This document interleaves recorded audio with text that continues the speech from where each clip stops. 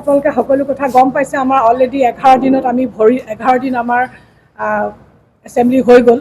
11 দিনতনো আমি কি কৰিছোঁ কি নকৰিছোঁ বিৰোধী দল হিচাপে আৰু ৰাইজৰ জনাটো বহুত প্ৰয়োজন আৰু সেইকাৰণে আমাক প্ৰতিজন বিধায়ককে এখন এখন ডিষ্ট্ৰিক্টত যাবলৈ দিছে যে আমি ৰাইজৰ মাজত অৱগত কৰোঁ কথাখিনি আপোনালোকৰ জৰিয়তে যাতে আমি অৱগত কৰিব পাৰোঁ। সেইকাৰণে মই আজি আপোনালোকৰ মাজত উপস্থিত হ'লোঁ। বহুতখিনি মানে 11 দিনত বহুতখিনি কথা থাকে।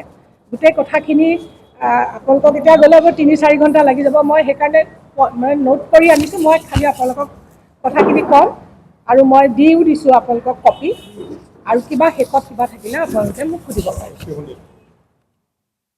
পঞ্চদশ অসম বিধানসভাৰ অন্তিমখন পূৰ্ণাংগ বাজেট অধিৱেশন সম্প্ৰতি চলি আছে।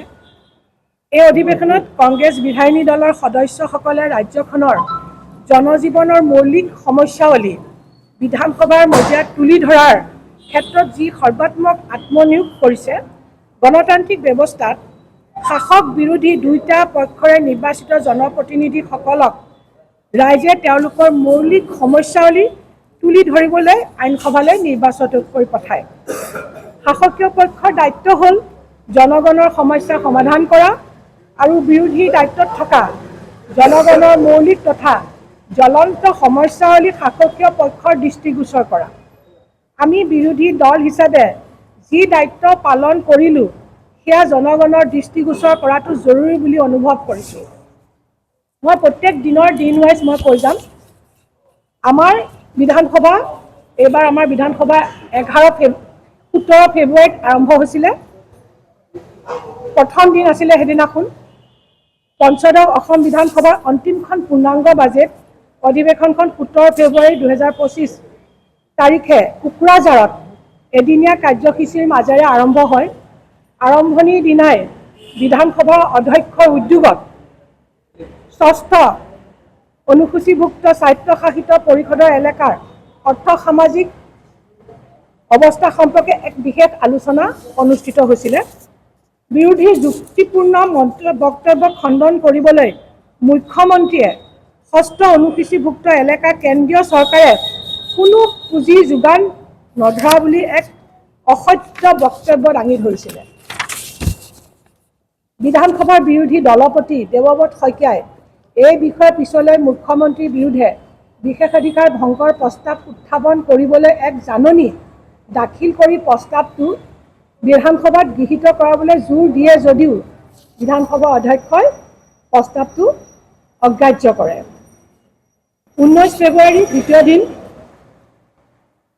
সিদিনা অসম বিধানসভাত ৰাজ্যখনৰ এক জ্বলন্ত সমস্যা হিচাপে চিহ্নিত হোৱা ৰেড হোল মাইনিঙৰ বিষয়টো কংগ্ৰেছ বিধায়িনী দলৰ নেতা দেৱব্ৰত শইকীয়াই এক সদন স্থগিত প্ৰস্তাৱ উত্থাপন কৰে। বিষয়টো লৈ শাসকীয় পক্ষ আৰু বিৰোধী পক্ষৰ মাজত তীব্ৰ বাদানুবাদৰ ফলশ্ৰুতিত বিধানসভাৰ অধ্যক্ষই দুবাৰকৈ সদন স্থগিত কৰিবলগীয়া হয়, কিন্তু তেওঁলোকে আলোচনা কৰিবলৈ আমাক নিদিলে। 20 ফেব্ৰুৱাৰী আমাৰ তৃতীয় দিন আছিলে। 20 ফেব্ৰুৱাৰীত কংগ্ৰেছ বিধায়ক ডক্টৰ আসিফ নাজাৰে বিধানসভাৰ শূন্যকালীন ঘণ্টাত চৰকাৰী চিকিৎসালয়সমূহত ঔষধৰ অভাৱৰ লগতে ৰাজ্যখনৰ স্বাস্থ্যখণ্ডৰ বিভিন্ন সমস্যাৱলী তুলি ধৰে। কংগ্ৰেছ বিধায়িনী দলৰ নেতা দেৱব্ৰত শইকীয়াই অসম চৰকাৰৰ চৰকাৰী ভাষা আইন 1959 কাৰ্যকাৰী নকৰাত ক্ষোভ প্ৰকাশ কৰি এই আইন কাৰ্যকৰী কৰিবলৈ অসম বিধানসভাৰ প্ৰক্ৰিয়া আৰু কাৰ্য পৰিচালনাৰ নিয়মাৱলী 301 অধীনত চৰকাৰৰ দৃষ্টি আকৰ্ষণ কৰে। সিদিনা ৰাজ্যপালৰ ভাষণৰ ওপৰত ধন্যবাদসূচক প্ৰস্তাৱৰ বিৰোধিতা কৰি কংগ্ৰেছ বিধায়ক জাকিৰ হুছেইন আৰু মই চৰকাৰৰ জনবিৰোধী কাৰ্যকলাপসমূহ উদঙাই দিওঁ। কংগ্ৰেছ সাংসদ ৰকিবুল হুছেইনৰ ওপৰত ৰূপহীহাটত সংঘটিত আক্ৰমণৰ প্ৰতিবাদ জনাই বিৰোধী দলপতি দেৱব্ৰত শইকীয়া, বিধায়ক নুৰুল হুদা আৰু অন্যান্য কংগ্ৰেছ সকলো বিধায়কে সৰব হৈ ৰাইজৰ আইন শৃংখলা ৰক্ষাত চৰকাৰ যে ব্যৰ্থ হৈছে এই কথাটো উদঙাই দিয়ে। 3 মাৰ্চ তাৰপিছত আমাৰ গেপ আছিলে অলপ, 3 মাৰ্চলৈ আহিলে। এইটো আমাৰ চতুৰ্থ দিন আছিলে। 3 মাৰ্চত সদন আৰম্ভ হোৱাৰ লগে লগে সাংসদ ৰকিবুল হুছেইনৰ ওপৰত সংঘটিত প্ৰাণঘাতী আক্ৰমণৰ প্ৰসংগটো উত্থাপন কৰি কংগ্ৰেছ বিধায়িনী দলে সদন স্থগিত প্ৰস্তাৱ উত্থাপন কৰে। সংসদ এজনক সুৰক্ষা দিব নোৱাৰা চৰকাৰৰ হাতত যে ৰাজ্যবাসী সুৰক্ষিত নহয়, সেই বিষয়টো উত্থাপন কৰি কংগ্ৰেছ বিধায়িনী দলে সৰব প্ৰতিবাদ কৰাত অধ্যক্ষই সদনৰ কাম কাজ দুবাৰকৈ স্থগিত কৰিবলগীয়া হয়। কংগ্ৰেছৰ সংঘবদ্ধ প্ৰতিবাদৰ ওচৰত নতি স্বীকাৰ কৰি সংসদীয় পৰিক্ৰমা মন্ত্ৰীয়ে ঘটনাৰ সন্দৰ্ভত এক বিবৃতি জাৰি কৰিবলগীয়া হয়।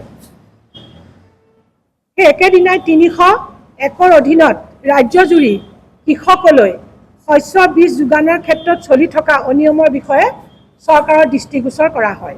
ডিটেইলছত দিয়ে দিছোঁ, গোটেইখিনি যেতিয়া সময়ৰ অলপ মানে গোটেইখিনি ক'লে 2 ঘণ্টামান লাগিব। সেইখিনি মই চাই গোটেই ছাবজেক্ট গোটেইখিনি মই ইয়াত দি দিছোঁ। অসম চুক্তিৰ বিভিন্ন দফা ৰূপায়ণ সম্পৰ্কে বিধানসভাত কৰা মোৰ তৰাবিহীন প্ৰশ্নৰ উত্তৰত অসম চুক্তি ৰূপায়ণ বিভাগৰ মন্ত্ৰী মহোদয়ে দিয়া উত্তৰো মই ইয়াৰ লগত গাঁঠি দিছোঁ।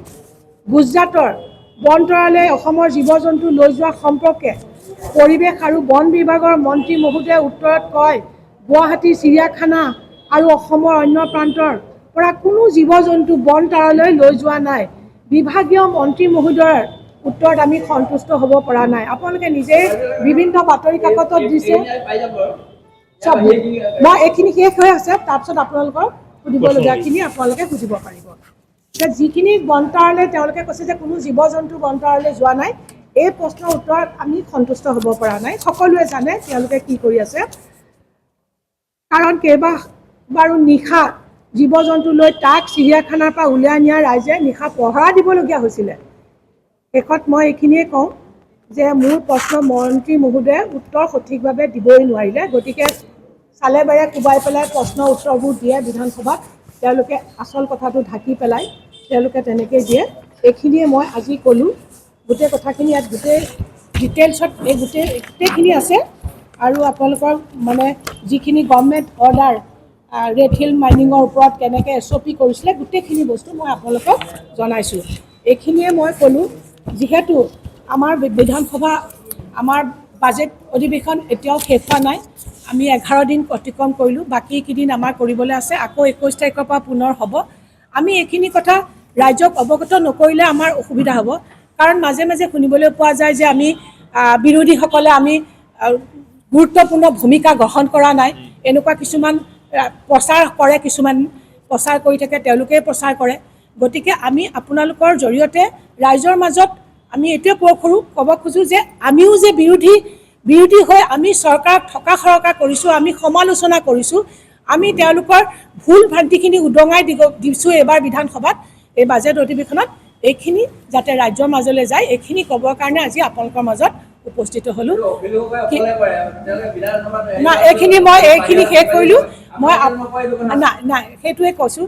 চাওক, মই সেই উত্তৰটো মই দিম, মই উত্তৰটো দিবই আহিছোঁ। এইটোৱে কোৱা যে অখিল গগৈয়ে বিধানসভাৰ কোনো নীতি নিয়ম কাৰ্যপ্ৰণালী নামানে। বিধানসভা এখন চলিবলৈ হ'লে এটা নীতি নিয়মৰ মাজেৰে চলিব লাগে। আমি যে কুৱেশ্যন কৰোঁ, ইয়াত যে মই বহুতৰ বিধায়কৰ নামবোৰ গালোঁ, তাততো চবতে মোৰ নাম নাই, কিন্তু মই প্ৰত্যেকটো বিভাগতে কুৱেশ্যন কৰিছোঁ। প্ৰত্যেকটো বিভাগতে মই 301 দিছোঁ, 54 দিছোঁ, মই প্ৰত্যেকতে দিছোঁ, 105 দিছোঁ, কিন্তু মোৰ সেইটো লটাৰীত নাহে। যিকেইটা লটাৰীত আহিছে সেইকেইটা আপোনালোকৰ মাজত অৱগত কৰিছোঁ। কুৱেশ্যনটো প্ৰতিদিনাৰে কুৱেশ্যন আছিলে, মই দিব নোৱাৰোঁ। কিন্তু অখিল গগৈ ডাঙৰীয়াই সকলোতে সোমাই যায় তেওঁ, আৰু সেইকাৰণে তেওঁ বিধানসভাৰ পৰা তেওঁ বহুত মানে তেওঁক বাৰে বাৰে বহিষ্কাৰ কৰি থাকিবলগীয়া হয়, আপোনালোকে দেখিছে। নাই, অখিল গগৈ প্ৰতিবাদ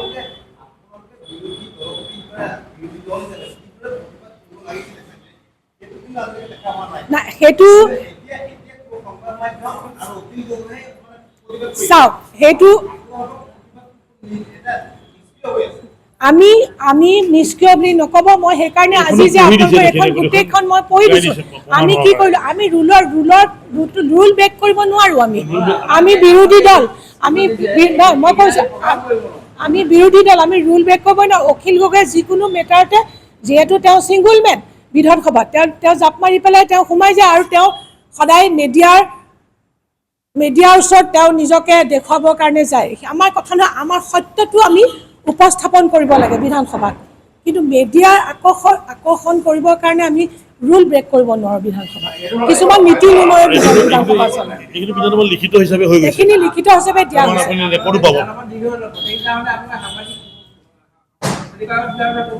নাই নাই, সাংবাদিকৰ আগত আমি বিধানসভাৰ ভিতৰতো সাংবাদিক নাথাকে। আমি যিহেতু rules procedure conduct of business Assam legislative assembly এইখনৰ মতেহে যাওঁ। আমি এইখনৰ মতে এটা লাইনো যাব নোৱাৰোঁ, আমি এইখনৰ মতে যাওঁ, সেইটোৱে কথা। কিন্তু আমি তেনেকৈ জাপ মাৰি য'তে যাৰ বেলেগৰ কুৱেশ্যনত বেলেগ ছাপ্লিমেণ্টেৰী বেলেগ এজনক দিয়ে, কিন্তু বেলেগ এজন সোমাব আমি নোৱাৰোঁ।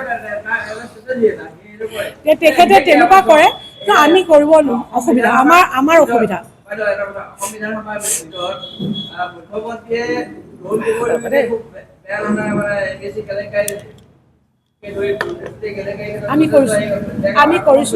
আমি কৰিছোঁ ইয়াত দিছোঁ আপোনালোকক।